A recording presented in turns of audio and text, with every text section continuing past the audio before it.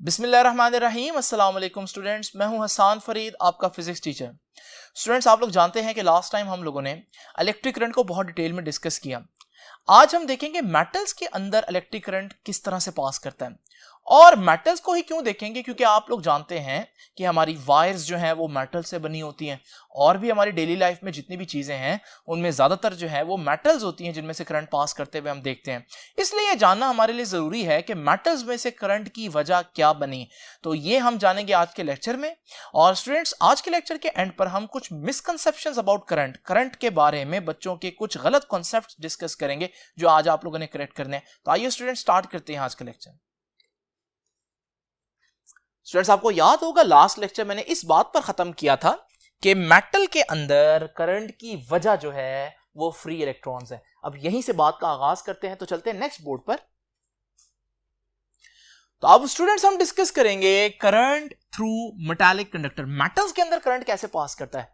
अब स्टूडेंट्स, यहां इसको डिटेल में डिस्कस करने की वजह क्या है। देखें, एक सवाल है जो आपके जहन में भी आ सकता है। मैंने आपको बताया कि हमारे पास जो मेटल है उसके अंदर एटम्स होते हैं, और एटम्स के अंदर फ्री इलेक्ट्रॉन्स होते हैं, और फ्री इलेक्ट्रॉन्स हर वक्त मूव कर रहे होते हैं, और चार्जेस की जो मूवमेंट है उसको हम करंट कहते हैं। अगर ये सारी बातें सच्ची हैं तो जब आप कोई घड़ी पहनते हैं जो मेटल से बनी होती है, तो उस मेटल के अंदर एटम्स होंगे, उस एटम्स के अंदर फ्री इलेक्ट्रॉन्स होंगे जो हर वक्त मूव कर रहे होंगे, और जब चार्ज मूव कर रहा हो तो हमने बोला कि वो करंट बन जाता है। तो फिर ये जो वॉच आपने पहनी होती है, तो आपको इसके अंदर मौजूद जो फ्री इलेक्ट्रॉन की मूवमेंट है उससे करंट क्यों नहीं पड़ता। ये असल इंपॉर्टेंट बात है जहां से आज की बात का आगाज करेंगे। तो दोबारा सुन लीजिए कि मैं बताना क्या चाह रहा हूं कि मेटल्स के अंदर फ्री इलेक्ट्रॉन्स हैं जो कि हर वक्त मूव कर रहे हैं, इसलिए तो उनको फ्री इलेक्ट्रॉन्स कह रहे हैं। तो अगर वो हर वक्त मूव कर रहे हैं, तो जब आप किसी मेटल को टच करते हैं, आप देखते हैं डेली लाइफ में आप कितनी दफा मेटल्स को टच करते हैं, क्या हर दफा आपको करंट लगता है? नहीं लगता। तो स्टूडेंट्स, उसकी वजह क्या है, आइए जरा डिटेल में देखते हैं। इमेजिन करें कि मेरे पास मेटल का एक टुकड़ा है, एक पीस है, जिसके साथ मैंने अभी कोई बैटरी वगैरह नहीं लगाई। अगर मैं इसके अंदर देखूं तो मुझे मालूम है कि इसके अंदर जो एटम्स हैं वो अपनी जगह पर फिक्स रहेंगे, जिनके जो फ्री इलेक्ट्रॉन्स हैं वो मूव कर रहे होंगे, और इनकी जो ये मूवमेंट है ये आप देख रहे हैं बिल्कुल रैंडम है, ये मोशन रैंडम है। कोई इलेक्ट्रॉन किसी तरफ मूव कर रहा है, कोई इलेक्ट्रॉन किसी तरफ मूव कर रहा है। अगर आप गौर करें तो ये बिल्कुल वैसे ही है जैसे जब हम रेस्ट पर मौजूद एक फ्लूइड को देखते हैं, तो उस फ्लूइड के अंदर जो पार्टिकल्स होंगे वो भी बिल्कुल इसी तरह से रैंडम मोशन कर रहे होते हैं। तो पहली बात हम लोगों ने ये सीखी कि हमारे पास जब भी एक मेटल का पीस हम लें, मेटल का कंडक्टर लें, तो उसके अंदर इलेक्ट्रॉन्स फ्री होते हैं, और वो इलेक्ट्रॉन्स जो है वो रैंडम मोशन कर रहे होते हैं। किसी इलेक्ट्रॉन की वेलोसिटी किसी डायरेक्शन में होगी, किसी इलेक्ट्रॉन की वेलोसिटी किसी डायरेक्शन में होगी। तो इलेक्ट्रॉन जो है वो किसी एक खास डायरेक्शन में नहीं जा रहे। इस वक्त याद रखिएगा, इलेक्ट्रॉन्स के पास जो स्पीड होगी वो कई 100 किलोमीटर फी सेकंड होगी। बहुत ज्यादा स्पीड है ये, सेवरल 100 किलोमीटर्स पर सेकंड, कई 100 किलोमीटर एक सेकंड में ट्रेवल कर रहे होंगे, इतनी ज्यादा स्पीड होगी। तो ये जो बातें अभी मैंने आप लोगों को बताई हैं, इन बातों को मैं आप लोगों के सामने लिख देता हूं स्टूडेंट्स। तो अभी हम डिस्कस कर रहे हैं कि मेटल कंडक्टर के साथ बैटरी हमने नहीं लगाई, और जब आप मेटल कंडक्टर के साथ बैटरी नहीं लगाएंगे तो आपके ये डायग्राम जहन में आएगी जिसमें कोई इलेक्ट्रॉन जो है वो किसी डायरेक्शन में, कोई इलेक्ट्रॉन किसी डायरेक्शन में, कोई इलेक्ट्रॉन किसी डायरेक्शन में, यानी कि एज ए होल बिल्कुल रैंडम मोशन है। यहां पर मैंने सिर्फ इलेक्ट्रॉन्स बनाए हैं, वैसे यहां पर एटम्स भी होंगे जो अपनी जगह पर बिल्कुल फिक्स होंगे, क्योंकि एटम मूव नहीं कर सकते। नाउ स्टूडेंट्स, यहां क्या क्या पॉइंट्स लिखने, 3-4 पॉइंट्स है, मैं आपके सामने बुलेट्स बनाकर लिख देता हूं ताकि आप अच्छे से कंपेयर कर सकें। सबसे पहले याद रखिएगा, बैटरी तो कनेक्ट की नहीं है। जब आप बैटरी नहीं कनेक्ट करते तो इलेक्ट्रिक फील्ड डेवलप नहीं होता, याद रखिएगा। तो पहला पॉइंट यह है कि without battery no electric field is present, electric field मौजूद नहीं है, इसलिए मैंने यहां पर कहीं इलेक्ट्रिक फील्ड की डायरेक्शन शो नहीं की। दूसरी बात यह है कि इलेक्ट्रॉन्स क्या कर रहे हैं इस वक्त, जो फ्री इलेक्ट्रॉन्स हैं वो रैंडम मोशन में हैं। तो free electrons are moving randomly, free electrons जो हैं वो रैंडमली मूव कर रहे हैं और उनके पास बहुत स्पीड है। याद रखिएगा कितनी स्पीड है? Speed is several hundred kilometres, कई 100 किलोमीटर्स है। ये स्पीड कहां से आ रही है? Due to their thermal energy. तो उनके पास जो थर्मल एनर्जी है, उस थर्मल एनर्जी की वजह से वो बहुत विगरसली मूव कर रहे हैं। आप देख रहे हैं जिस तरह से रैंडम मोशन है। अब हम क्वेश्चन ये कर रहे थे कि इस सूरत में चार्जेस तो फ्लो कर रहे हैं, फिर अगर मैंने घड़ी पहनी हुई तो मुझे करंट क्यों नहीं लगता? स्टूडेंट्स, उसकी वजह क्या है? उसकी वजह यह है कि अगर आप ये एरिया इमेजिन करें जिसको मैं आपके सामने हाईलाइट कर रहा हूं, इस एरिया में से अगर आप देखें कि आपके पास रैंडम मोशन की वजह से 10 इलेक्ट्रॉन लेफ्ट से राइट गए हैं, तो 10 इलेक्ट्रॉन राइट से लेफ्ट भी गए होंगे, यानी इलेक्ट्रॉन्स मूव तो कर रहे हैं। लेकिन मैं अगर आपसे पूछूं कि इस एरिया से इस डायरेक्शन में कितने इलेक्ट्रॉन्स गए हैं, तो आप कहेंगे कि सर 10 इधर गए थे, लेकिन 10 क्योंकि वापस भी आ गए, तो आप कहेंगे नेट जो चार्जेस की तादाद है जो मूव की है वो नेट यानी कि रिजल्टेंट वो 0 है, क्योंकि जितने लेफ्ट पर गए उतने राइट पर है। रैंडम मोशन में ऐसा ही होता है, तो जितने लेफ्ट पर जाएंगे उतने राइट पर आ जाएंगे, जितने ऊपर जाएंगे उतने नीचे भी तो जा रहे होंगे ना। तो इसी तरह से हमारे पास हम कह सकते हैं कि यहां पर इस केस में मोशन तो है चार्जेस के पास, लेकिन फ्लो नहीं है। चार्जेस मूव तो कर रहे हैं, लेकिन कोई किसी डायरेक्शन में, कोई किसी डायरेक्शन में। हमें चार्जेस की मोशन नहीं चाहिए, हमें चार्जेस का फ्लो चाहिए। और याद रखिएगा हमारे जो करंट की डेफिनेशन थी वो भी यही थी, वो मोशन ऑफ चार्ज नहीं थी, बल्कि वो rate of flow of charge थी। फ्लो क्या होता है? फ्लो ये होता है कि जब सारे इलेक्ट्रॉन्स जो है वो एक ही डायरेक्शन में मूव कर रहे हो। तो यहां तो ऐसा नहीं हो रहा, यहां तो आप देख रहे हैं कि रैंडम मोशन है, तो हमारे पास यहां पर फ्लो नहीं है। अब स्टूडेंट्स, आप लोग देख सकते हैं कि ये जो केस मैंने आप लोगों के सामने इमेजिन करवाया कि अगर मेटल के साथ बैटरी ना लगी हो, तो मेटल के अंदर का जो सीन है जिसमें आप इलेक्ट्रॉन्स को देखेंगे, तो वो इलेक्ट्रॉन की रैंडम मोशन बिल्कुल वैसे है जैसे एक फ्लूइड जब रेस्ट पर हो तो उसके अंदर मॉलिक्यूल्स की रैंडम मोशन होती है। अब आप जब फ्लूइड को एक डायरेक्शन में मूव करवाना चाहते हैं तो क्या करते हैं? आप एक मोटर लेते हैं और मोटर जो है वो क्या करती है? मोटर उसको किसी एक डायरेक्शन में फ्लो करना शुरू कर देती है, और अब सारे मॉलिक्यूल्स जो पहले रैंडमली मूव कर रहे थे, अब उनकी किसी खास डायरेक्शन में एक नेट फ्लो बन जाता है। तो जिस तरह से आपका जो फ्लूइड है उसको फ्लो में लाने के लिए कोई मोटर चाहिए, बिल्कुल इसी तरह से अगर आप चाहते हैं कि यहां इलेक्ट्रॉन का फ्लो बने, तो यहां पर भी हमें कोई मोटर जैसी चीज चाहिए। मोटर तो नहीं लगाएंगे, तो यहां क्या लगाएंगे? याद रखिएगा स्टूडेंट्स, यहां लगाएंगे बैटरी। तो जब मैं बैटरी लगाऊंगा तो वो बिल्कुल मोटर की तरह काम करेगी। अब वो काम क्या करेगी, आइए जरा देखते हैं स्टूडेंट्स। तो मैंने जब बैटरी लगाई, तो आप लोग जानते हैं बैटरी का एक पॉजिटिव टर्मिनल और एक नेगेटिव टर्मिनल होगा। बैटरी लगाने से पहले मॉलिक्यूल इस तरह से रैंडम मोशन में थे, लेकिन जैसे ही मैं बैटरी लगाऊंगा तो ये एक इलेक्ट्रिक फील्ड डेवलप हो जाएगी। पहली बात है, पॉजिटिव से नेगेटिव डायरेक्शन होती है इलेक्ट्रिक फील्ड की। तो इस वक्त मैं कह सकता हूं मेटालिक कंडक्टर में हर जगह एक इलेक्ट्रिक फील्ड डेवलप हो जाएगी। और इलेक्ट्रॉन के बारे में आप जानते हैं, वो इलेक्ट्रिक फील्ड के ऑपोजिट मूव करने की कोशिश करता है हमेशा।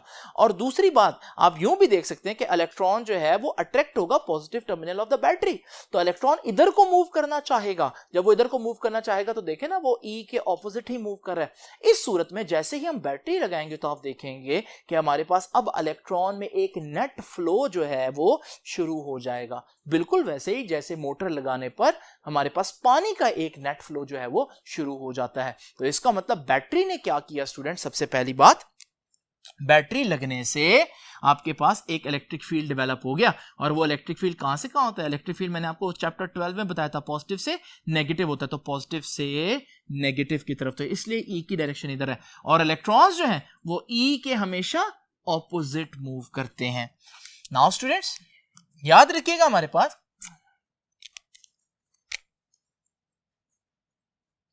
विद बैटरी क्या होगा? बैटरी लगाने पर क्या होगा? Electric field E is developed in metallic conductor. वो जो हमारा मेटल है उसके अंदर एक इलेक्ट्रिक फील्ड डेवलप हो जाएगा और फिर क्या होगा, जो इलेक्ट्रॉन्स हैं फ्री इलेक्ट्रॉन्स वो क्या करेंगे, फ्री इलेक्ट्रॉन्स स्टार्ट्स मूविंग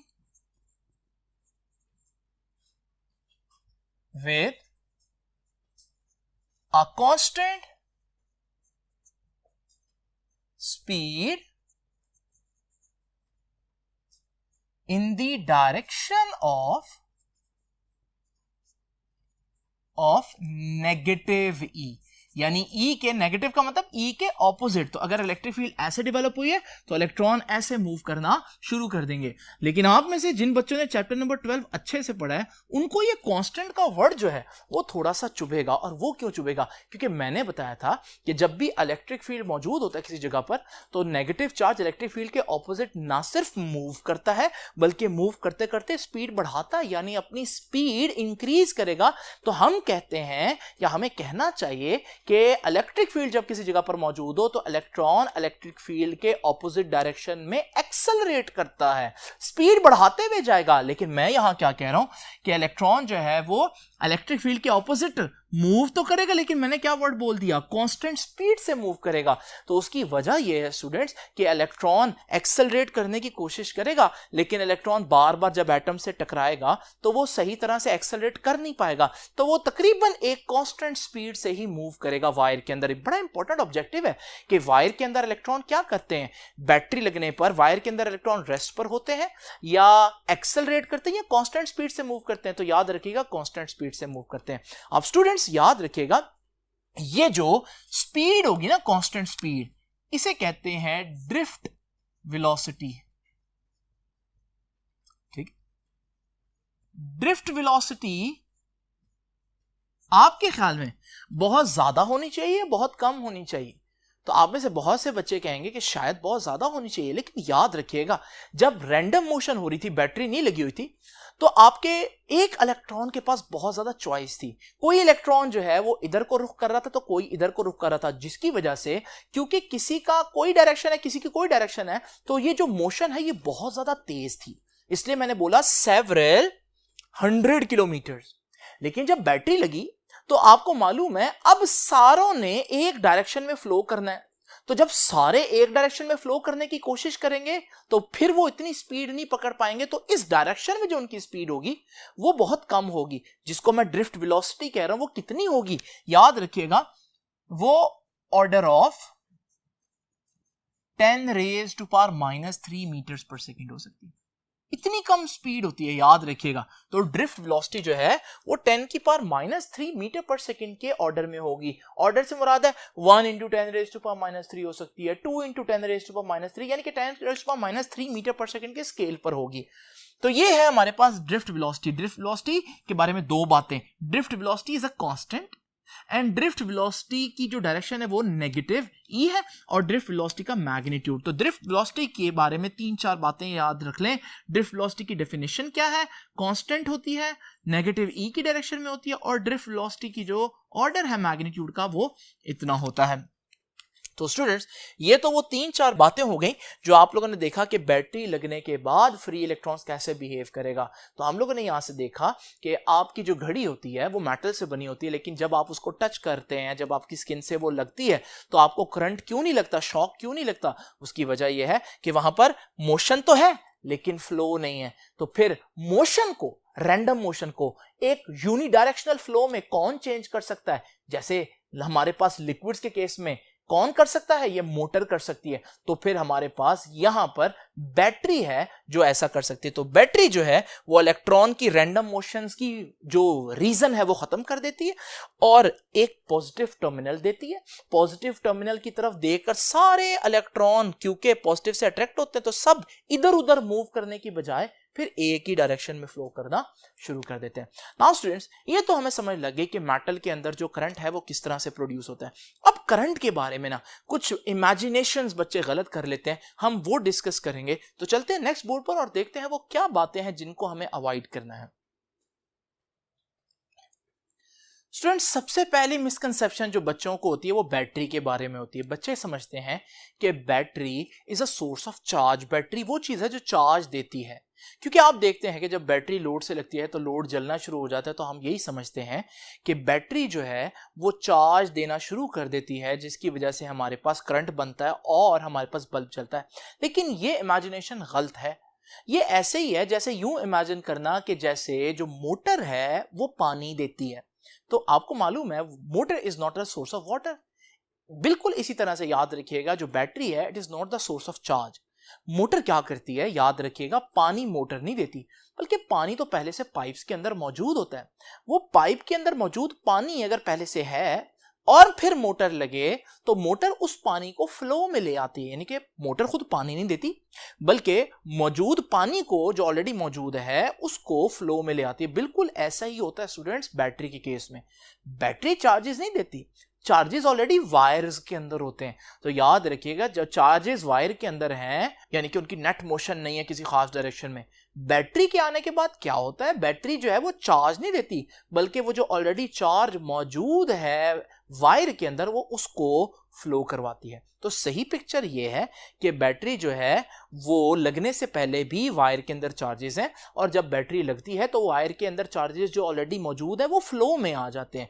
गलत पिक्चर ये है कि बच्चे यूं इमेजिन कर लेते हैं कि जैसे वायर तो खाली है और हमारे पास बैटरी लगने के बाद जो है वो चार्जेस जो है वो बैटरी प्रोवाइड करती है और हमारे पास वो करंट तब बनता है। अगर ये बात सच होती कि वाकई में बैटरी जो है वो चार्ज देने वाली चीज होती, तो फिर तो जब हम बैटरी को लकड़ी के साथ यानी वुड के साथ लगाएं तब भी करंट पास करना चाहिए था ना। लेकिन हमें मालूम है वुड जो है या प्लास्टिक जो है या रबर जो है वो करंट पास नहीं करता। उसकी वजह क्या है? इसकी वजह यह है स्टूडेंट्स के वुड में ही हमारे पास चार्जेस नहीं है। अब वुड में ही चार्जेस नहीं होंगे तो फिर बैटरी जो है वो तो वायर के अंदर मौजूद और चार्जेस को ही तो फ्लो करवाती है। अगर वुड में ही चार्जेस नहीं है तो फिर बैटरी लगने से भी कुछ नहीं होगा। बिल्कुल वैसे ही जैसे अगर पाइप के अंदर पानी ही नहीं है तो फिर मोटर लगने पर और मोटर चलने पर कुछ भी नहीं होगा, क्योंकि अगर पानी मौजूद होगा तो मोटर उसको फ्लो करवाएगी। दूसरी इंपॉर्टेंट बात जो बच्चों के जहन में एक बात बैठ जाती है वो क्या है, वो ये है कि बच्चे समझते हैं कि जो हमारा लोड है जैसे ये बल्ब है वो चार्जेस को कंज्यूम कर रही है। ऐसा नहीं होता स्टूडेंट्स, याद रखिएगा चार्जेस कहीं खत्म नहीं हो सकते। Law of conservation of charge कहता है कि जो चार्ज अल्लाह ताला ने कायनात में बना दिया वो एज इट इज रहेगा।